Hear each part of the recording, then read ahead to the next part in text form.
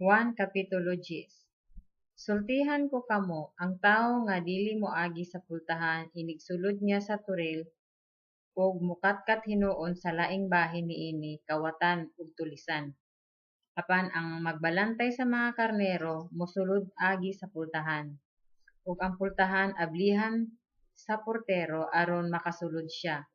Mamati ang mga karnero sa iyang tingog, inigtawag niya sa ilang tagsa-tagsa kangalan, ug mag-una siya kanila sa ilang pagbula. Kung atuan na sila sa gawas, mag-una siya kanila ug ang mga karnero musunod kaniya kay nakailaman sila sa iyang tingog. Apan dili sila musunod sa laing magbalantay. Managan hinuon sila kay wala man sila makaila sa iyang tingog. Gisaysay ni Jesus kanila kining sambingaya apan wala sila makasabot sa iyang gisugilon kanila. Busa miingon si Jesus pag-usab, sultihan ko kamo, ako ang pultahan sa mga karnero. Ang tanan nga mianhi una kanako, mga kawatan ug mga tulisan. Ug busa wala mamati kanila ang mga karnero. Ako ang pultahan. Ang mosulod agi kanako maluwas. Mosulod siya ug mogula ug makakaplag siya masibsib. Apan ang kawatan moanhi aron lamang pagpangawat ug pagpatay ug paglaglag. Mianhi ako aron makabaton kamo og kinabuhing madagayaon. Ako ang maayong magbalantay sa mga karnero. Ang maayong magbalantay andam sa pagpakamatay alang sa mga karnero.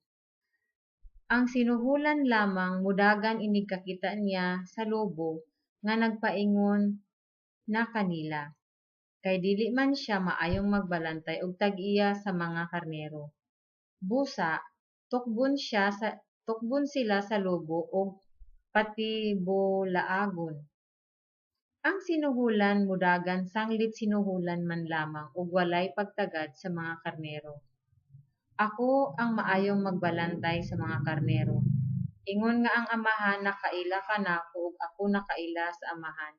Nakaila usab ako sa akong mga karnero ug sila nakaila kanako. Ug ako andam sa pagpakamatay alang kanila.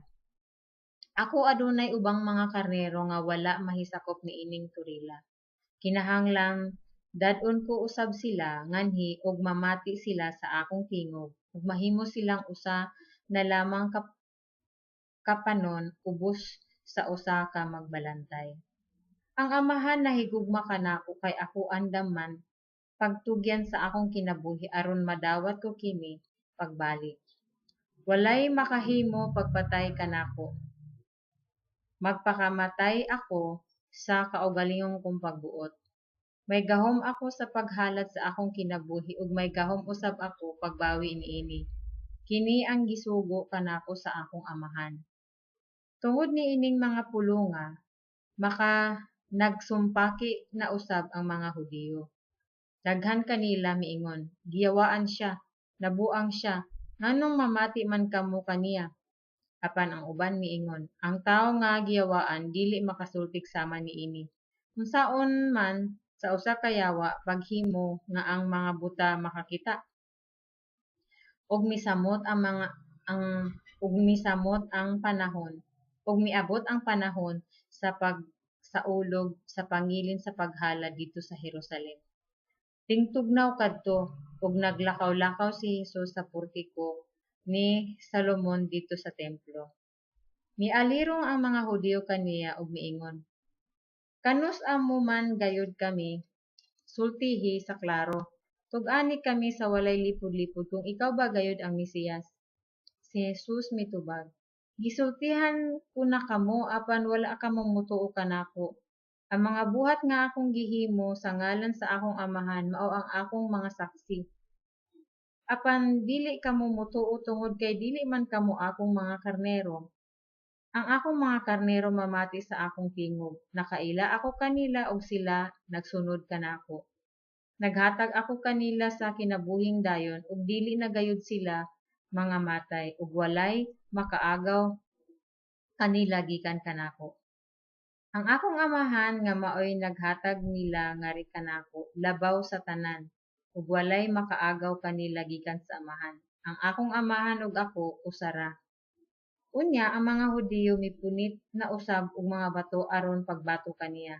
Si Jesus miingon kanila, "Gipakita ako kaninyo ang daghang maayong buhat nga gisugo kanako sa amahan, hain man niini ang hinungdan nga inyo man akong batuon." Ang mga Hudiyo mitubag, "Dili ka namo batuon tungod sa bisan unsang buhat nga maayo kun dili tungod sa imong pagpasipala sa Dios. Tao ka lamang apan nagpaka-Dios ka." Si Jesus mitubag, "Nahisulat sa inyong kaugalingong balaod nga ang Dios miingon, mga Dios kamo. Kung sila nga gihatagan sa iyang mensahe, gitawag sa Dios nga mga Dios, ug ang kasulatan dili man gayud nasayo. Nan, nganong moingon man kamo nga ako nga gipili sa amahan o gipadala nganhi sa kalibutan, nagpasipala sa Dios sa akong pag-ingon nga ako mao ang anak sa Dios? Busa ayaw kamo pagtuo kanako kung wala ako magbuhat sa mga buhat sa akong amahan. Apan kung nagbuhat ako niining mga butanga, tuuhin ninyo ang akong mga buhat, bisag dili kamo motuo kanako, aron mahibalo kamo nga ang amahan ania kanako ug ako anaa sa amahan." Og dakpon na usab unta nila si Jesus apan miikyas siya.